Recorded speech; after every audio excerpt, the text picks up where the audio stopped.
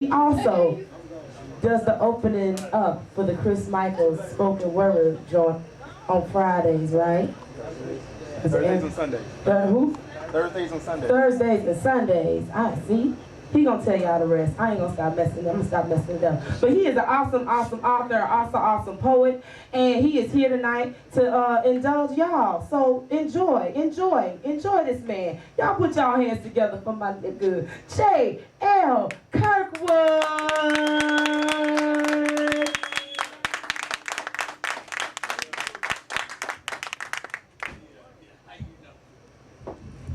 What's up, y'all?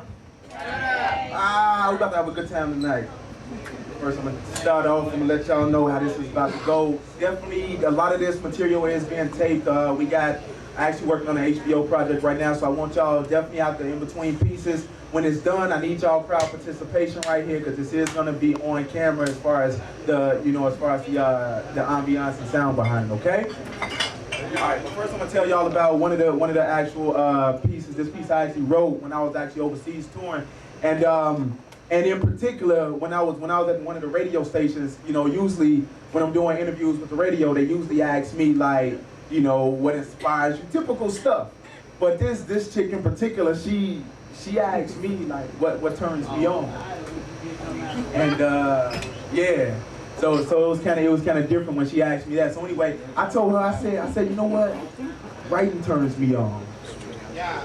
Writing turns me on. So I got goosebumps just touching the pen.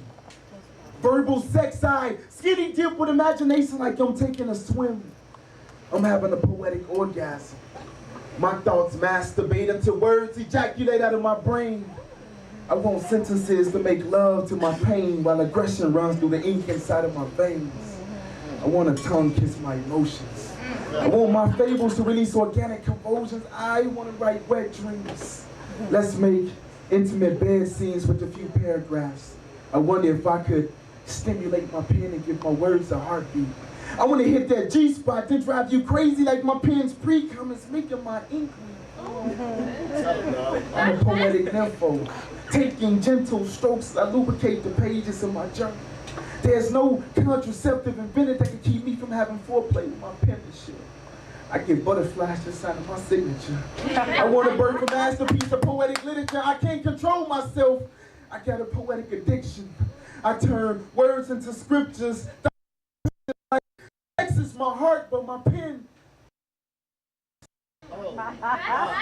And this mental orgy is like timeless poetry, and I think I just had an orgasm. Y'all nasty as hell. Alright, so we're about to get this cracking tonight. I definitely enjoy y'all for coming out. What we about to do here, I'm not a poet, I'm just here to speak with y'all tonight.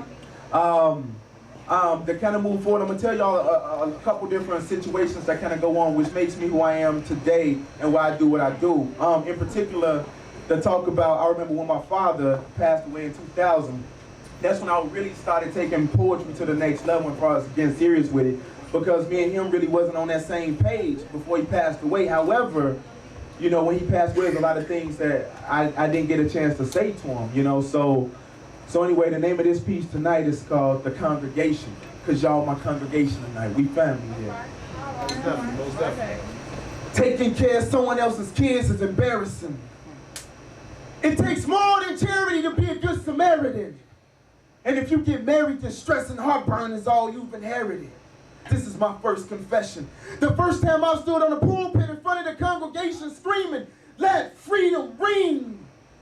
Watching my childhood get abducted while the demons repossess my shattered dreams and broken promises. A hopeless upbringing is what led to all of my self-consciousness. I need to talk to my father. Why'd you leave my mother stranded at that altar? Why is it my fault if you didn't take the time out to bother? It's like I'm cleaning up someone else's mess. And I'm not gonna let your death stand in the way of me getting these things off of my chest.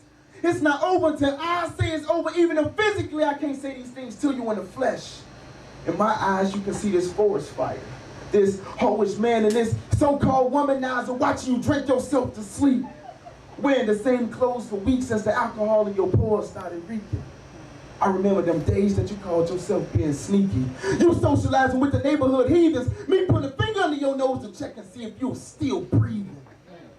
You puny, man. All I wanted you to do was give me one legitimate reason why you ain't love me. Fuck.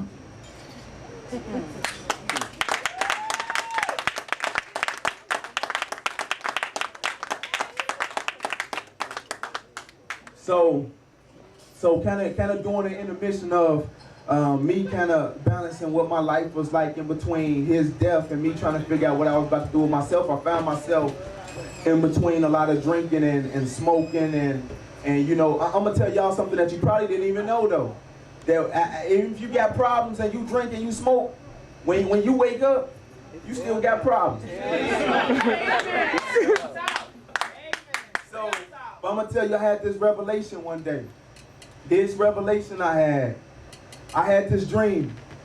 I had a dream that I was smoking weed with Marvin Gaye. It was intense. We were talking about the mothers of the day, the struggles of the day, and the black brothers that never lived to see their 25th birthdays. We talked about the fountain of youth, going back to Africa and finding our roots. We talked about poverty and wealth, black men being terrorists and the overpopulation in jails. He started crying due to abortion. We each felt that irresponsible parents were the reason for a world full of orphans. He said, Jay, homeless people should have homes. Ex-felons should have jobs. There's no way we got so much food, but you got little kids somewhere starving. I took a puff off the weed and said, that's an excellent point you just made, Marvin. Somewhere in between corporate America and the slums of the ghetto, we've got snakes and white-collar roaches crawling. All the black leaders falling and reparations for slave refugees is somewhere stalling. Then Marvin said, what's going on? The madness and chaos has created an indestructible storm, one that we saw forming in the Bible way before the weather forecast this morning. And as the weed turned into smoke, I awoke feeling the ideas and questions that we spoke upon, wondering, was that an epiphany or a ghost? But one thing is for certain, change can only occur if we are part of the growth. Thanks, Mom.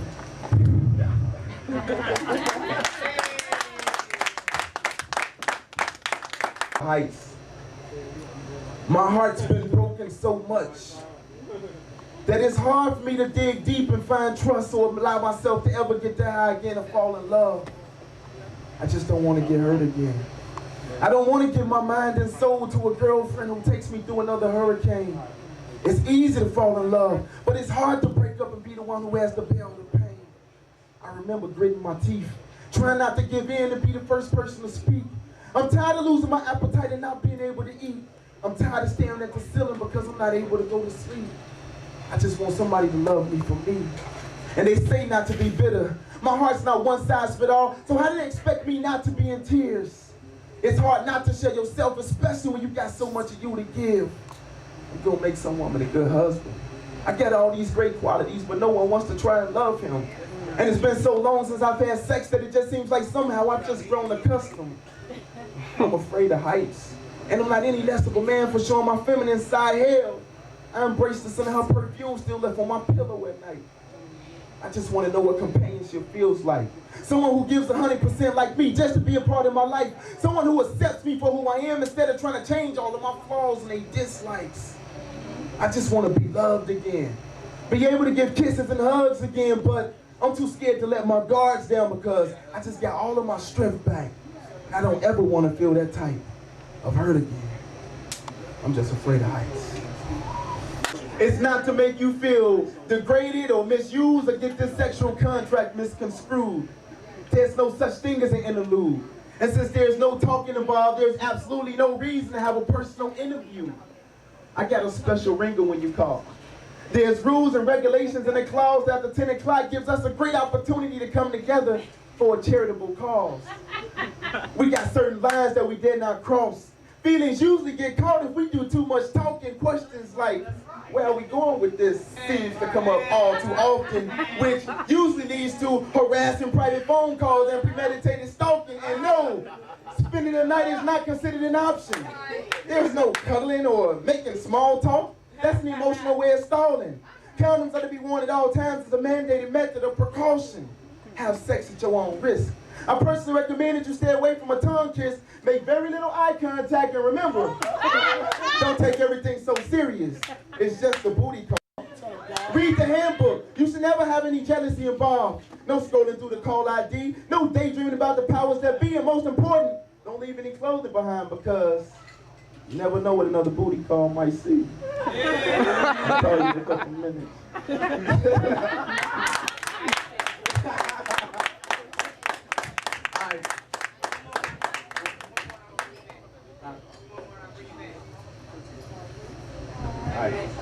Well, yeah, we can do that. We can do that. All right. So this piece right here, all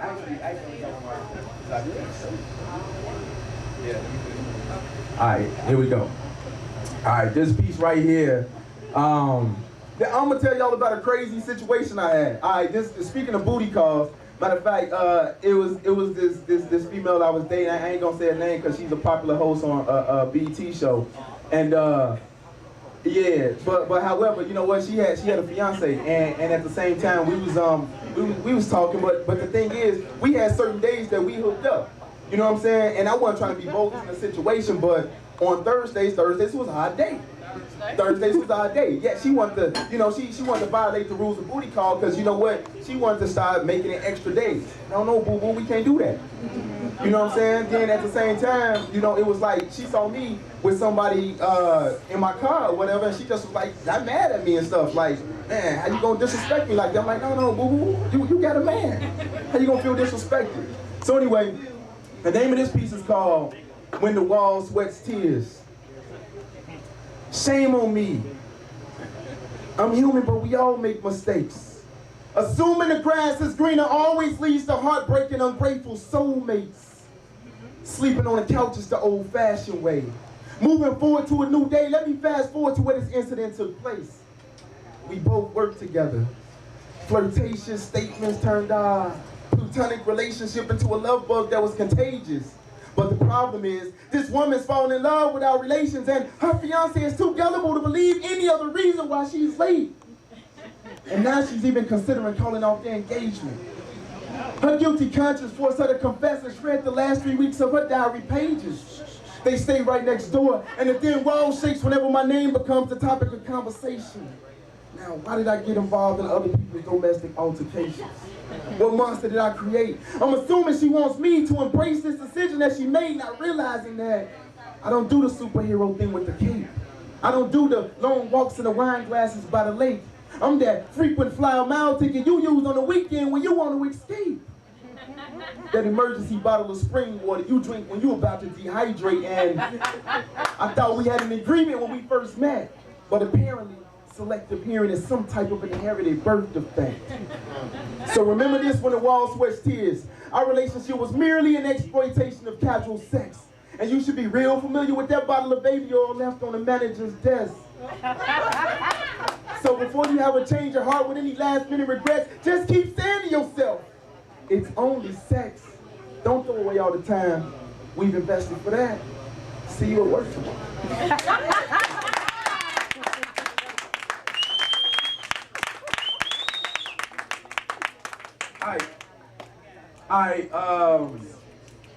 But y'all know what that was though, right? Y'all know what that was though, right? Why she was holding on like that, what they be saying about relationships. It'd be like, women, it's funny because sometimes women would be like, it's the puss. Sometimes men be like, it's the dick, I got a sprung, something like that. We hear that, everybody know that. All of us most of the time probably have been there at that point before. The name of this piece is called Ridiculous. I'm gonna explain this, how this shit go. Whether fat, long, thick, hard, black or white, known by many as the pipe, the dick, the penis, the head with no brain, but it's still labeled a genius. This rock-hard item that inserts yolk into broken eggshells to create life, but is this ridiculous? Known as a menace to society, this weapon like a gun has a safety used as protection to travel through unsanitary conditions before inspection of the puss. See, the emotions travel like a bald fish clutched in the knuckles of a woman, and some may say this is ridiculous. Known to turn lesbian straight, Used as bait to make even bisexuals on real sex create artificial dildos made out of clay. The device that makes little girls think that they're old enough to date now. This is ridiculous. It couldn't be the puss. See, it's gotta be the dick that makes abused women stay in relationships, stand on corners making tips for a pimp that carries a dick and a holster beneath his hip now. Is that ridiculous or what? How the size will make you wait in line, catch feelings after he sets a date and time, only to change his mind because he probably feels that you want the dick so bad that you ain't going nowhere. Picture what pain the dick inflicts and why girlfriends fall out with their clicks on behalf of it. Why in the worst relationships is the dick the only thing holding it together? Not just theory, but statistics. And if you still don't believe this is ridiculous, ask yourself, how long did Whitney Houston and Bobby Brown coexist? It's gotta be delicious. Get it established why women complain about men using their dick for brains before the right package. Y'all will make a quick exchange, and my pain is just to make the puss see how mothers and grandmothers dictate the wrong message just because their dildos got misplaced. And if by some odd reason you still can't relate, just look in the dictionary on the large penis for my face and see don't you change your mind, because you got to feel so ridiculous for making such a simple mistake. Think about it. Matter of fact, this is the last piece.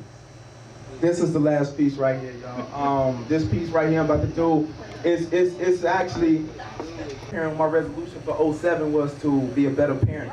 You know, so considering that I travel a lot, I'm out the country a lot, what I wanted, you know, financially I'm there, you know what I mean? But at the same time, I feel like, you know, with my son, he got a little play coming up and he like, man, are you gonna be there? And I'm like, I ain't gonna be here, you know?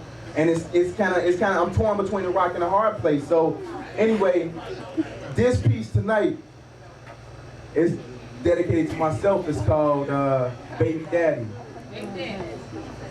This is how I was feeling when I was actually going through this, y'all, so y'all bear with me here. I was like, how can Baby Daddy be glorified? You should have nightmares and be horrified that this title is personified. Whatever happened to like Jimmy J.J. Walker? This is a problem. He's every name in the book except what you should really call him. Nothing's cute about Baby Daddy. And sadly, it's unfortunate that your issues restrict y'all from being married. She carried your son for 9 months. You ran the street and smoked blunts when you should have been at home with your son. Instead of in the middle of nowhere getting drunk. You the baby's dad, and yet you get mad when another man comes in and takes on a character that you never had. But don't complain because your responsibilities were up for grabs. How can you be a role model for your child? How dare you come around every once in a while? You drop gifts off with your familiar smile and expect things to be all good? The baby still needs Pampers. Your baby still needs love. And you think that he's not going to grow with the grudge? You are not a father. And don't come around when you feel like being bothered trying to get a piece of ass from your girl like you still get friends with benefits. I'm sorry, you gave up those rights and privileges. But yet you act like you're right and innocent, not admitting your mistakes. Not admitting to yourself that men like you are easily replaced. You're just a donor. The rest of you is a waste. The only thing that you and your child have in common is that he has your face. Hold on tight. I know the truth is so hard to embrace. And at the end of the day, that's when you realize that you're just another baby daddy. That's that piece. The brand name itself, my book, Memoirs of a French Kiss, is a bestseller. It's across the country, everywhere. Your Borders, Barnes & Nobles, Walden Books, also the CD, newly released, also all live WGCI material that I've got on that CD right there, so I think everybody should enjoy that. Also, finally, thank y'all also for the requests and everything for on WGCI for making me WGCI's #1 spoken word artist requested of all time. So definitely, Teresa, give it up for Teresa, y'all. Of course, y'all love you hoes for always holding it down for us here in the city of Chicago. Also, I want to give it up to my man, where my man Ralph Lorenzo at? Ralph Lorenzo over there, part of HBO, the executive producer right there for the Spoken Word Project. Tyree, photography, everybody, I want to thank y'all for having me. I just saw JL Kirkwood. He was fantastic. The poetry off the chain. I recommend him. Go get that book, Memoirs of a French Kiss. Yeah, blow the wrist collars up.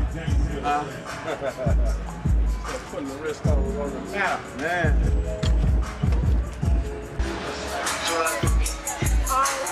God, that was so tight. You gotta come out and see J.L. Kirkwood. You wanna know the definition of controversy? That's the man. All right? That's all I gotta say. J.L. Kirkwood, 2007 going into 2008, right. Y'all better get hit to the game, all right? That's what I'm talking about. I'm out. Hey, so what y'all think about the show?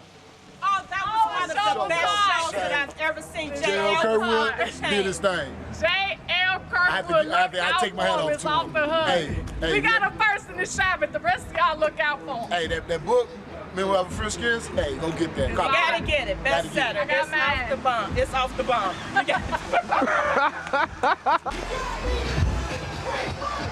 Hey, dude.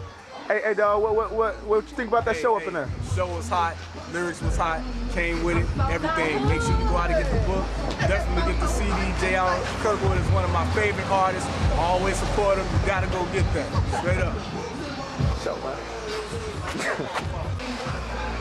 Hey, kid, what you think about the show? hey, get that. Get that book, get the CD, everything. Off the chain. J.L. Kirkwood, one of my favorite artists. You gotta get that. Yeah. Man, I'm telling you, it's that deal. Yeah. Straight up. Chicago represent. Stand up. For sure, All for sure. day. My favorite. But there was like that, and she was talking about she was behind her band, and shit, she had paid her contract. I'm like, damn, take that. So, that was my time, girl. Working out. That was like 2017. Damn, 17. They gonna give me. What's up, y'all? I'm glad to be here, man. I'm back in my city, my hometown. First, I'm just gonna be sharing some things with y'all tonight, you know, because I'm not necessarily a kid. I'm just here to talk to y'all tonight, okay? All right, so first, I'm gonna tell y'all this. Go ahead and kind of get comfortable here. We're gonna talk about some situations. So we family, right? Yeah. We family, right? All right, I'm gonna tell y'all this one situation in particular that happened to me not too long ago. Because usually when I'm touring, traveling or whatever, usually when I do interviews and stuff like that with radio stations or whatever, usually they ask you typical questions, and I'm usually used to getting questions like, you know, what's your inspirations? You know, simple things. I'm over there in Europe performing, and we was doing some promo spots for one of the radio stations over there, and this lady asked me, she was like, what turns you on? And I was like, wow. So I told her, I was like, writing turns me on. I've got goosebumps just touching the pen. Verbal sex, I skinny dip with imagination like I'm taking a swim. I'm having a poetic orgasm. My thoughts masturbate into words ejaculate out of my brain. I want sentences to make love to my pain while aggression runs through the ink inside of my veins. I want a tongue kiss my emotions. I want my fables to release organic convulsions. I want to write wet dreams. Let's make intimate bed scenes with a few paragraphs. I wonder if I could stimulate my pen and give my words a heartbeat. I want to hit that G-spot, then drive you crazy like my pen's pre-cum is making my ink leak. It's poetic nympho, taking gentle strokes as I lubricate the pages in my journal. There's no contraceptive invented that can keep me from having foreplay with my penmanship. I get butterflies just signing my signature. First, we went to school together. She was actually the first poet I actually saw that actually kind of motivated me and inspired me to actually do poetry at the level that I wanted to do it at, you know. Another thing is my father passed away in 2000, and y'all ever had like a situation just like what you were saying about how, you know, not necessarily the roses though, but this one is a little opposite because it's like, because I felt like at one point in my life I found my soulmate. Then we broke up. That ain't my soulmate. That was your soul right That ain't my soulmate. You know what I'm saying? Like Marvin Gaye, I'm like, I know some people wonder like, what was I smoking to have these talking to Marvin Gaye? Shit right here. But y'all crazy, y'all know that. So So, but being in love and not having that person after you've broken up is kind of tough. And you know, I know a lot of us men, we don't really express our feelings like that, and sometimes it's probably like trying to pull teeth for women and try to figure out what's on our minds. And I admit that I'm part of that too. I'm guilty, but I'm just afraid of heights. I'm telling you, my heart's been broken so much that it's hard for me to dig deep and find trust to allow myself to ever get that high again to fall in love. I just don't want to be hurt again. I don't want to give my mind and soul to a girlfriend who takes me through another hurricane. It's easy to fall in love, but it's hard to break up and be the one who has to bear all the pain. I remember gritting my teeth, trying not to give in and be the first person to speak. I'm tired of losing my appetite and not being able to eat.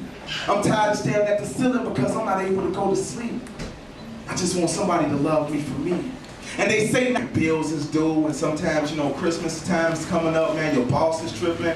You know, you can't get overtime hours, you know what I mean? It's just like, man, everything is piling up on you, feel kind of closed in. You know, you're not able to reach out to nobody. I mean, so the name of this piece is called Inmate. And this is to all my brothers locked down. Some in federal prison, some breathing jumpsuit and some correctional house shoes. Everybody needs a ray of sunshine. Even those who are free get lonely and feel incarcerated sometimes. If you need to hold someone's hand, I promise you I won't let go. Even on the street, young boys.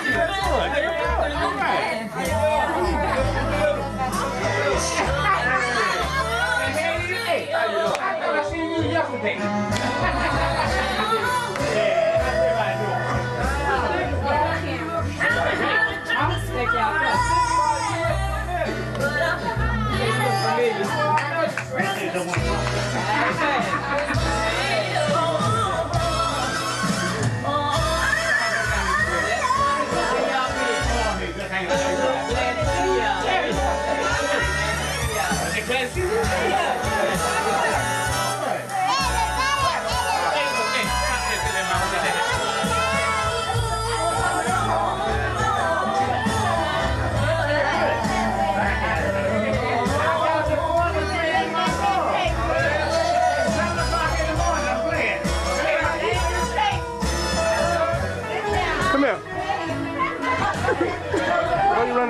Why are you running from the camera? I'm making sure she get up the stairs good. Mariah. Oh, okay. You look like you was trying to run. That's all. I'm looking at.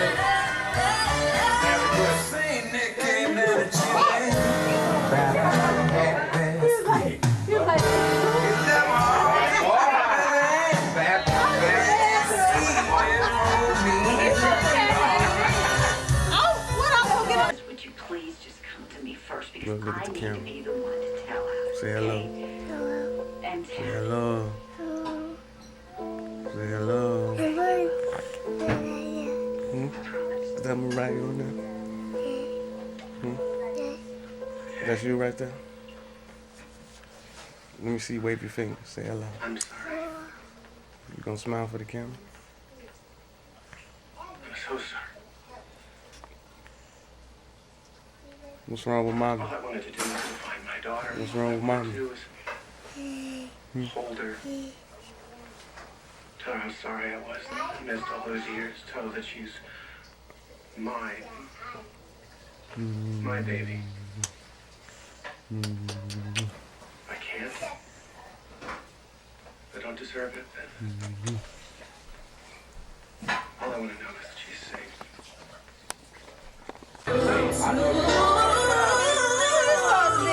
Right.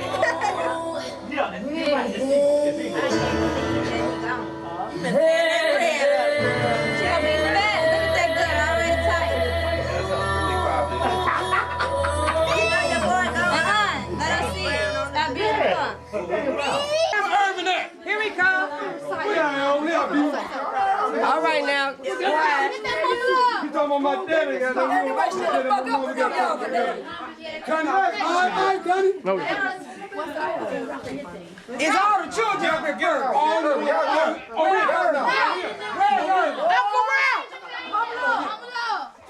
Y'all motherfuckers need to shut up.